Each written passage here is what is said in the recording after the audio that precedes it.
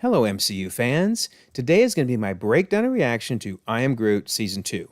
Now, there will be spoilers, so make sure you've seen the episodes first, and if you haven't seen them, you got to check them out. I mean, they're not earth-shattering, they don't have a huge impact on the overall MCU, but they're a lot of fun, and I promise you'll get some good laughs. So anyway, assuming you've seen the episodes, or don't care about spoilers, then let's dive right in and see what we can find out. And also remember, I'm running a contest all throughout the month of September. All you have to do to enter is be a subscriber, leave a comment. The winner will be chosen at random and announced in early October, and we'll get to choose from one of these 3 books. So best of luck. Okay, so originally, I Am Groot was 5 separate episodes on the Disney Plus timeline, and thank goodness they finally condensed it into one box. And that one box was originally placed in between Guardians 1 and 2. And presumably the reason was because the first episode of Season 1 happens in between 1 and 2, and then the rest are after. But I did hear a lot of people complaining, saying they really should put it where the majority of the episodes are. Well, apparently Disney Plus heard you because they moved it. So now it's located after Guardians 2. But that doesn't mean the first episode isn't still between Volume 1 and 2. Also, it's interesting they didn't put 2 boxes, like one for each season, which I think makes sense. That indicates they're basically happening back to back. Season 2 happens right after Season 1. I suspect Loki will be the same way, since that's a back to back. And even What If? I suspect we only get 1 box for that. So I think it's going to be a while before they have to decide whether to split 2 boxes for each season. Like when Miss Marvel, let's say, or She-Hulk, or Moon Knight. When those get a second season, it may get more interesting. It's also worth a reminder that in the timeline, I Am Groot is happening before the time heist, so therefore before the multiverse broke wide open after Loki. So we're really talking about the sacred timeline during I Am Groot. That'll come a little bit more into play when the Watcher shows up, so just kind of hold that thought in mind. Okay, how about Baby Groot's journey at a high level? Well, we know that he was little baby Groot at the end of Guardians 1, and then like I mentioned, Season 1, Episode 1 happens right after Guardians Volume 1. Then we go into Guardians 2, and then we go into the rest of Season 1. And so I'm presuming, therefore, Season 2 picks up right after that. Because if you look at, did he really age at all between the 2 seasons? On the left is Season 1, on the right is Season 2. No, looks basically like the same Groot. So they're all basically happening right after Volume 2. And then at a really high level, his life has been very well documented and is just quite crazy, right? We see him as Baby Groot in October 2014. We see him as Teenage Groot in Infinity War in 2018. Then in Love and Thunder, which now we know is in October, if you've seen my timeline video where they basically told us the timeline, he's still a teenager. I know that's weird. And then he had a huge growth spurt then in the holiday special. Doesn't grow too much before Volume 3, and then a monstrous growth spurt whenever the post-credit scene in Volume 3 is happening. So, yeah, there is just no predicting that dude's growth. He spurts, and then he stays the same, and then he spurts, and who knows, right? Anyway, that is Groot's life at a high level. All right, so on to Season 2. So Episode 1 is the cute little bird that he befriends and feeds. And I'm pretty sure the same food that he's given to the bird and he was eating is what we're going to see Groot eating in Episode 2. So just kind of keep that in mind. It's kind of fun. Then we learn what planet it is from the descriptions of the episodes, because it says that Groot stumbles across a strange egg in a nest while exploring the alien planet of Terma. Now, Terma is interesting. That has shown up in the MCU because in Guardians 2, when Rocket is trying to find the jump point to go find Ego, we see Terma there. It's, of course, reversed because it's backwards, but Terma. So that's neat. That's nice. They kind of dug through to find a planet that was mentioned. Terma's also in the comics, but it almost doesn't really matter because we don't know what the Marvel version is like at all. So, all right, great. He's on planet Terma. I think this cracks me up that if you turn on closed captioning, they actually had to write the word fart. I think that's the first time the word fart has appeared in the MCU. Now, they didn't say fart. They made fart noises, but to have it in the closed captioning, that's really funny. Really funny. Then this is more interesting. Groot actually makes a shh noise. Now, in the closed captioning, they put shh, but you can hear him making a shh. And I was like, ooh, can he do that? I mean, it doesn't really matter. These are just meant to be fun.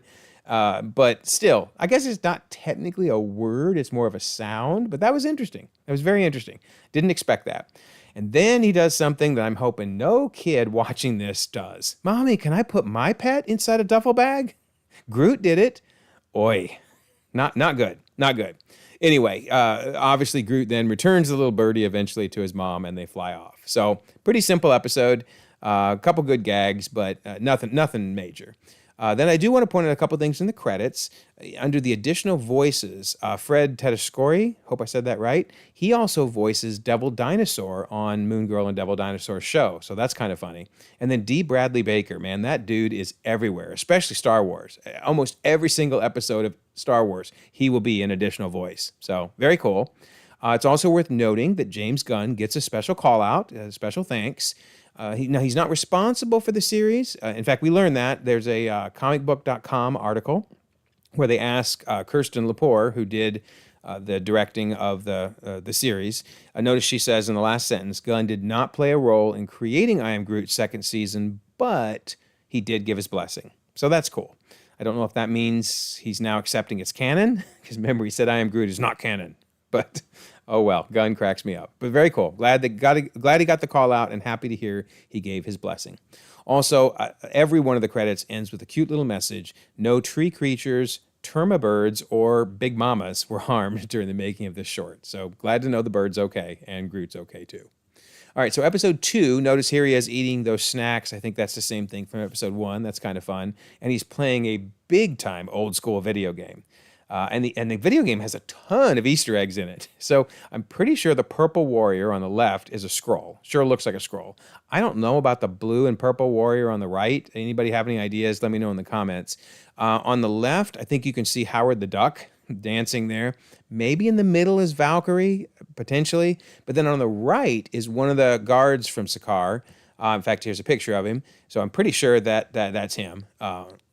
So very cool. So the video game was definitely patterned after the Contest of the Champions, I imagine. So awesome. Then this is funny. Baby Groot has been sitting there for so long, he literally grew into the chair. Ugh, yuck. Don't ever sit there that long, right? Then he jumps into Rocket's treasure chest, I'm calling it. And notice there's some couple fun little Easter eggs. On the left, I'm pretty sure that's going to end up being the eye that Rocket gives to Thor in Infinity War to replace his gouged out eye. And on the right, I'm betting that's the leg from Guardians 1 that he has Star-Lord steal. So hilarious. I would love to know all the things that are inside that box. I wonder if Bucky's arm ended up there eventually, right? I mean, this is way earlier in the timeline, obviously, than that. But eventually, it may have shown up there. Then Groot pulls out this nose. And I remember at first thinking, how is this thing going to help him smell? It's just some hunk of plastic. I should have known if it's in Rocket's treasure chest, it's something cool, because the description of the episode tells us when Groot discovers a bionic nose-shaped device and it grants him a sense of smell. Okay, there you go. It may look just like a simple plastic nose, but no, it is a bionic device that gives him a sense of smell. Love it. And boy, he may wish he hadn't, because that would be nasty. That thing looks very nasty. There are not sanitary conditions on the Ravager ships. Yuck. But this cracked me up. Once again, the closed captioning, oh my gosh, stereotypical French laugh, which of course that's what Groot does when he smells the cheese. He lets out a little, oh, ho, ho, ho. So yeah, my apologies to the country of France. I know you don't all laugh that way, but apparently the people that made this episode think you do. So who knows? Craziness. Too funny. Then finally we end with just getting a good view of how nasty his gaming room is. And yeah, I really hope nobody has a gaming room this bad. If so, please give it a clean. Everyone will thank you. All right, so in the credits, this time they tell us that no tree creatures were harmed during the making of this short, although robotic body parts may have been borrowed for use. Too funny. All right, so episode 3, this one's kind of cool. So we see the Benatar flying towards the planet Falagar. So let's break this down, what's going on here. First of all, the Benatar. Okay, so the Milano was the ship that they flew in Guardians 1 that got destroyed, then rebuilt, and then destroyed again in Guardians 2. Then they ended up in the Ravager ship at the end of Guardians 2. However, not long after that, apparently very soon after it, they got a hold of the Benatar. And I say that because that's the ship we see on the right. Not the Milano, that's been destroyed twice. It's the Benatar. So depending on when I Am Groot officially falls in the timeline, I mean, we don't really know until the timeline book comes out. But my guess is it's shortly after Guardians 2. So that means they got the Benatar shortly after Guardians 2. So pretty cool. Anyway, that's the ship they're flying. And then how do we know it's Falagar? Well, the description to the rescue again, notice it says, after landing on the icy planet of Falagar. So Falagar, have we heard of this planet before in the MCU? Yes, actually, it has a very sad story in the MCU because it is the planet where we meet the god that was killed by Gore in Love and Thunder. Of course, that's way down the road in the timeline, but yeah, same icy planet, R.I.P. Falagar. Okay, so on the planet, once they land, Gru creates some hot chocolate because, who doesn't like a good cup of hot chocolate? But it's a little too hot. So that means it's time for a big adventure. He looks so cute in his outfit there. Remember, kids, dress warmly before you go out in the snow. All right, so I love the snow angel. That is epic. Best snow angel ever. Too funny, too funny. Then we get some nice shots again of the Benatar, making it really clear that's what it is, not the Milano, as he's making his little snowballs and as he's dragging a bunch of stuff out. Man, you know this isn't going to end well, right? So you got that snowman over there, and he's going to put a bunch of stuff on it. Oh, this can't end well because I'm pretty sure, tell me in the comments if you don't think I'm right, but those look like Annulax batteries. And I mean, I see at least 1, 2, 3, 4 of them at a minimum. Ooh, not good, not good. And yeah, very not good because it powers it up and it seems to gain some form of sentience. Nice, nice. That thing is nasty. That is nasty. But after going after Groot a little bit, it decides to go after the ship. Not good, not good. But is Groot worried about the ship? No, he's worried about his hot chocolate. Too funny. So then there's this warning label on the robot, which, what is this thing warning you about? Don't throw a ball at it. In fact, it doesn't even look like a ball because it's splattering. I mean, it's literally a warning saying don't throw a snowball here. So, of course, Groot throws a snowball there, right? Perfect shot. And he winds up. Nice job, Groot. Wind up and boom. Hits it. It takes off into space and has a beautiful explosion. Gotta love it. So I have no idea who on earth came up with that warning, but it was right. It was right. So then, like all good horror movies, we see the little eyes sitting there. And of course, they never really die, right? The villain never really dies. That is really creepy. So who knows if we'll ever see it again? Probably not. But clever ending. But actually, it's not the ending because this one has a post-credit scene, so a mid-credit scene, I should say, where he finally gets his hot chocolate and actually it tastes terrible. He bats it across the room, and we get our one line from Rocket. Dude! Love it. And it's Bradley Cooper. It is Bradley Cooper voicing it, so that was kind of fun. All right, so in the credits, we learn that no tree creatures or raccoons were harmed during the making of this short, but we cannot speak for the killer Snowbot. Well, it looks like it's coming back though, right? So, hey, you never know. You never know. All right, so episode 4, we see Groot playing with a little Nova Corps toy. I'm pretty sure it's a Nova Corps because, here's one of the Nova Corps guards, and it looks the same. And of course, while it's kind of morbid to think he's playing with one when they all die in Infinity War, again, remember, this is way before Infinity War, about 4 years before Infinity War, maybe 3.5. So yeah, he's playing with it. Nice. And then we see Groot running across the ship, and it makes it look like the ship is massive. But remember, Groot's really tiny because this ship isn't that big. This is basically the Ravager's ship, or a part of the Ravager's ship from Guardians 2. In fact, here's an outside shot of it from the first season of I Am Groot, where we actually get to see what it looks like. And of course, you might remember, this is the piece of the Ravager ship that took off and separated when the rest of it all blew up. Along with Taserface, but all blew up. So this is what they're flying around in during both seasons of I Am Groot, as well as the Benatar, again, which they apparently got pretty quickly after Guardians 2. And then as the description tells us for the episode, an intergalactic ice cream truck approaches, and Groot, desperate to get a treat, frantically scours the ship for coins. And again, the ship is the Ravager ship in this case. All right, so here's the ice cream truck. I love that. The music for the ice cream truck was epic. And then several Easter eggs on this. On the left there, you can see a Howard the Duck-themed ice cream, which Groot does not seem interested in. And then on the right, I don't know if this is what it is, but I mean, it looks like the Fasaki, the little creatures that we saw in Guardians 1 and eventually in Guardians 3, I believe. I mean, the coloring seems the same and the posture, so it makes sense, but if not, if you think it's not, let me know in the comments. And then this one. I hope Arishem is getting some revenues from this because they're definitely using his likeness.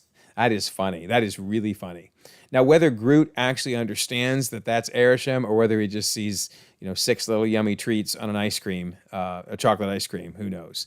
But anyway, yeah, good old Arishem gets a little call out. And then I don't know why, but I found this gag particularly funny. I mean, I've done a lot of vacuum in my life, and sure, it's gross inside a vacuum. So when he gets sucked in and then gets out and he's full of that nasty dust, oh gosh, it's so gross, but it's so funny too. Then, talk about gross. He thinks he finds the coin, takes a bite out of it, and realizes, no, it's a really old piece of pizza. Ugh. I wonder who left that down there. Drax? Who knows? Then, this one's funny too. He finds a creative solution to win the claw game, right? We see the game, we see the coin, we see the claw, we think, okay, this is going to be epic, he's going to work, he's going to get it. No, he just crashes through. That is really funny. However, he finds some bad news. Much as I like chocolate coins and would be happy to eat one right now, that's not what he needed. He needed real coins so he can get himself some ice cream. However, he knocks over the machine, and sure enough, a ton of coins.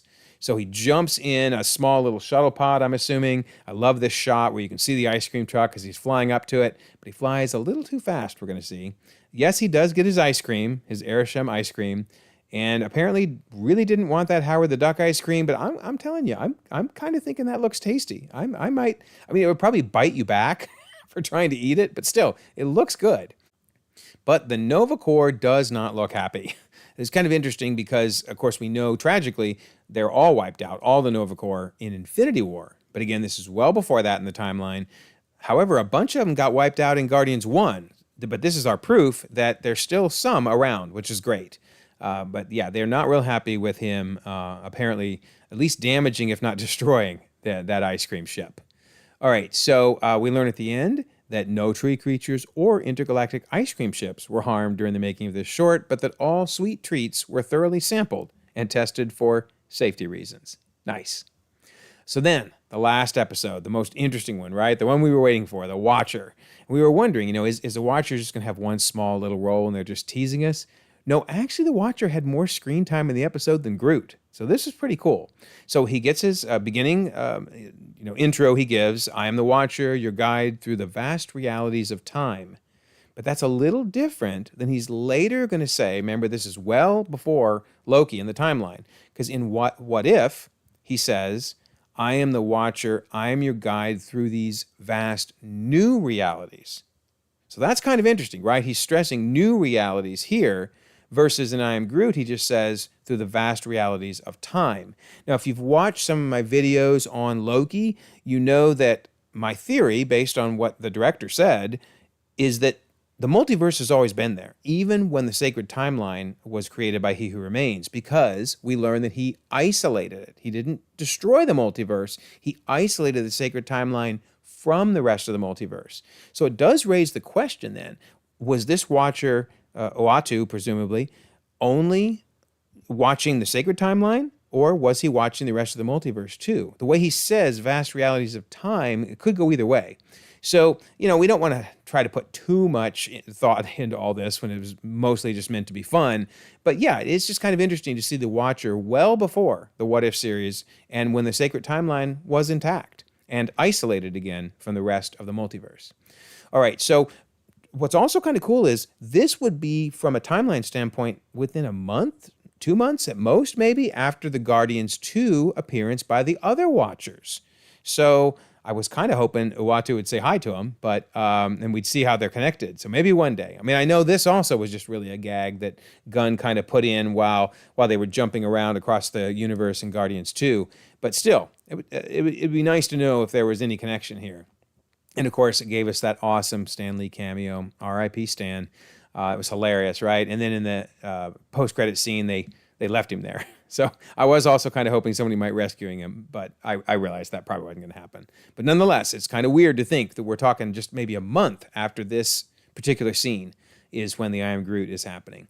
All right, so we see that the Benatar, once again, that's definitely the Benatar, not the Milano, is headed towards the planet Dreslar. And we know that because in the summary for the episode, it says Groot finds himself in the heart of an ancient Dreslar temple with a mythic prophecy he must fulfill to save the universe. And once again, Dreslar has already come up in the MCU. It was one of the jump points that Rocket looks at there in Guardians 2. So I really like the detail they put into these episodes. I mean, they're just silly. They don't have any grand meaning necessarily, although this one might. But still, they took the time to go watch and slowly freeze frame through to get the names that showed up on these jump points and then to use them in these episodes. That's really cool. All right, so speaking of that prophecy, right, we learned from the Watcher that today we will bear witness to a monumental prophecy. Legend says the seed will emerge from the hallowed ground and usher the universe into a glorious new age. And clearly the prophecy is showing that seed, right? And so he is the chosen one. Yes, Groot. Now, don't put too much meaning into chosen one here, because this really just meant the chosen one to rescue the seed, and the seed would bring prosperity to the universe. But still, Groot is the chosen one to rescue the seed, right? And then I love how the Watcher actually gets worried for the poor little guy. You know, look out, look out. In fact, you can see the arrows shooting above his head because he's so small. They missed him. But instead of now being careful, no, he actually does it on purpose. That is so funny. I mean, it literally hits them all. I love it. The Watcher's like, I've never seen someone set off literally every single trap. I mean, it's actually quite impressive. Too funny. And even the little swinging things, they don't hit him because he's so small. So epic. But he hits one last one that releases lava. So now we end up with, you know, the clock is set and ticking. He's got to get to the seed to rescue the universe. The universe is at stake. But what does he do? No, he goes to look at the mural. And I love that. You can see the Watcher's eyes opening. That is really, really cool, that shot. But he's going, no, that way, that way, that way. Then he figures, oh, he must just be reading up on the prophecy. That makes sense, right? No, he's drawing on the wall. Oh, my gosh. And then he stops drawing on the wall, but it goes downhill from there because, according to the closed captioning, he's urinating. I love it. I would have loved to have been in the room with the people that had to type all this. They had to type fart and urinate. What is this, The Hangover 4?